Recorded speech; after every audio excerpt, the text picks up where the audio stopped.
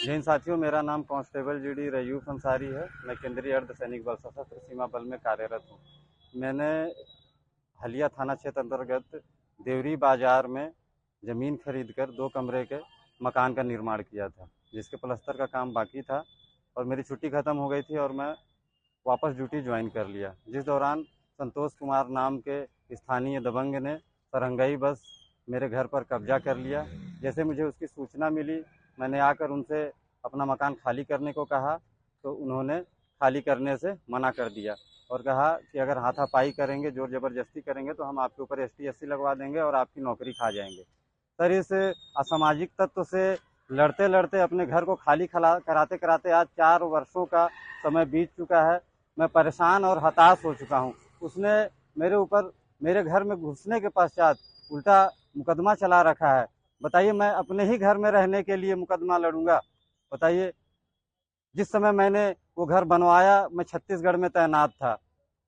वो इतनी tough situations का पैसा मैंने उस घर में लगा रखा है। मेरा ज़मीर गवाही नहीं देता है कि मैं अपने ही घर में लगाए हुए पैसे के लिए मुकदमा लड़ूं, उसमें रहने के लिए मुकदमा लड़ूं। मैं अभी पिछले सोमवार को फिर यहाँ आया था, रिक्वेस्ट की थी, मीडिया के साथी बंधुओं के माध्यम से रोकर गिड़गिड़ाकर जो बन सका मुझसे, उस तरीके से मैंने रिक्वेस्ट की, अपनी बात पहुंचाई, कहा कि मेरा घर खाली करा दीजिए, मेरा घर मुझे वापस दिला दीजिए। आज 1 हफ्ते का समय बीत चुका है।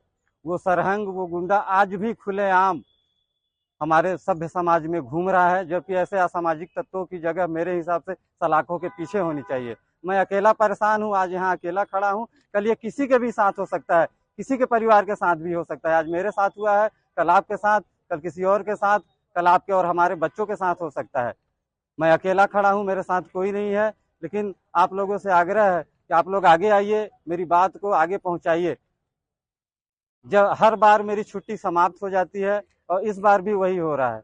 2 महीने की छुट्टी मेरी ऑफिसों के, दफ्तरों के चक्कर काटते काटते खत्म हो गई है। मेरा परिवार भाड़े पे है, मेरी 2 बच्चियां हैं। 6 महीने से मैंने उनका फीस नहीं जमा कर पाया हूं मैं स्कूल का। इस सिस्टम के तरीके से, सही तरीके से लड़ते लड़ते 15 लाख रुपए का मैं कर्जदार हो गया हूँ।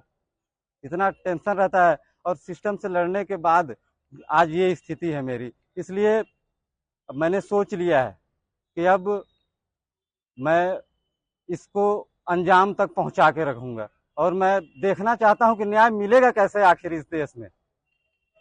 हम सीमा पर डटे हुए हैं, हमारा घर परिवार सब यहाँ किसके भरोसे है? आखिर सरकार ने यहाँ हमारे बच्चों की जवाबदारी और जिम्मेदारी हमारे परिवार की दे किसको रखी है? कैसे कोई कब्जा कर ले रहा है और खाली करने से मना कर रहा है? साथियों, मेरी छुट्टी 22 तारीख को खत्म हो रही है, लेकिन मैंने सोचा है इस बार या तो मैं न्याय लेकर ही जाऊंगा या मैं यहीं डीएम या एसपी साहब इनके ऑफिस के सामने बावर्दी पेट्रोल छिड़क के और आग लगा लूंगा अपने आप को। अगर इससे भी न्याय मिलता है तो मेरी 2 बच्चियां हैं, जब वो बड़ी होंगी तो आप लोगों से आग्रह है कि आप उनको इस न्याय के मायने समझा दीजिएगा। और मैं आप लोगों के माध्यम से अपने डिपार्टमेंट के सभी सीनियर्स से माफ़ी चाहता हूं कि शायद मुझे पता नहीं है कि ये तरीका सही है या गलत है न्याय मांगने का, लेकिन मैंने हर तरीका अपना लिया और इस न्याय के लिए मैं आज रोड पर खड़ा हूं और दर दर ठोकरें खा रहा हूं सर। तो मैं ट्रेनिंग से लेकर आज तक आप लोगों ने यही सिखाया कि हम 2 महीने घर पर रहते हैं और 10 महीने ड्यूटी पर, और यही हमारा असली घर परिवार है। आज मैं सर यहाँ इतना अकेला हो गया हूँ और ये व्यवस्था देखकर मैं टूट चुका हूँ। आज मैं आप लोगों की मुझे इतनी याद आ रही है, ऐसा लग रहा है कि मैं अपने परिवार से दूर हूँ।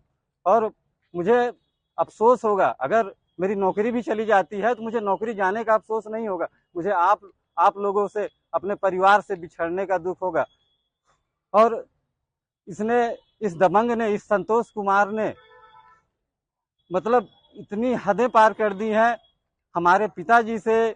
मतलब खुलेआम बाजार में ये कहना कि ऐसा फौजी हमने बहुत देखा है, फौजी माने क्या होता है, हम देख लेंगे, कुछ नहीं कर पाएंगे, दौड़ा रहे हैं 4 साल से, 5 साल से, 20 साल 40 साल दौड़ाएंगे, उसके बाद भी अपना मकान नहीं ले पाएंगे। तो साथियों, मैंने तो ठान लिया है कि मैं तो इसे बता के रहूंगा कि फौजी क्या होता है। और इस मुद्दे को, इस मसले को इस मामले को मैं या तो वहां तक पहुंचा दूंगा कि इस सरहंग संतोष कुमार के केस को देखकर जितने भी और असामाजिक तत्व हमारे समाज में हैं वो किसी फौजी या उसके परिवार के ऊपर जब भी नजर उठाएं गलत तरीके से, नुकसान करने के तरीके से, किसी अपराध को करने के लिए, तो वो सोचें कि हमारा हाल भी संतोष कुमार की तरह होगा और हमारी जगह सलाखों के पीछे होगी। साथियों, मैं आप लोगों के माध्यम से आज ये इस कानून व्यवस्था से, इस पूरे सिस्टम से ये मांग करना चाहता हूं कि 22 तारीख